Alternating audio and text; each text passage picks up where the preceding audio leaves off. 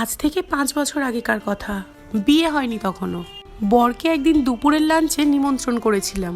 Phone করে যথারীতি জানতেও চেয়েছিলাম, আচ্ছা তোমার পছন্দের খাবার কোনগুলো? আজকে দুপুরে সেগুলোই রান্না করব। ওর পছন্দের লিস্টে প্রথমেই ছিল মুরগির মাংস। বলেছিল হাবিজাবি কিছু রান্না করতে হবে না, ডাল ভাজা মাছ পাঁপড় চাটনি এসব কিছু করতে যেও না, এত কিছু আমি খেতে পারবো না। চিংড়ি দিয়ে বাঁধাকপি আর মুরগির মাংস এতটুকু করলেই হবে। আর একটা আবদার রাখবে আমার? আমি বললাম কি বলো? নিশ্চয়ই রাখবো। আজ দুপুরবেলা মুরগির গিলে মেটে গলা রান্না করবে। বেশ অনেকদিন হলো কাজের সূত্রে বাইরে আছি, লাস্ট যে কবে খেয়েছি মনে নেই।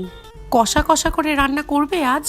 আচ্ছা তোমাদের বাড়িতে এগুলো সবাই খায় তো? মুরগির গিলে মেটে গলা শুনে আবার কেউ নাক সিটকবে না তো?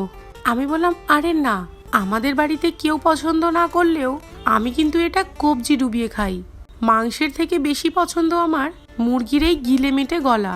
ঠিক আছে, আজ দুপুরবেলা সেটাই রান্না করব। তুমি আর আমি জমিয়ে ভাত খাবো। এই যে তোমরা যারা ভিডিও দেখছো, তোমাদের মধ্যে কার কার পছন্দ এই খাবারটা? যারা খেতে পছন্দ করো কমেন্টে কিন্তু অবশ্যই জানিও, আর যারা পছন্দ করো না তারাও জানিও। রেসিপিটা কেমন লাগলো সেটা জানাতেও কিন্তু ভুলো না।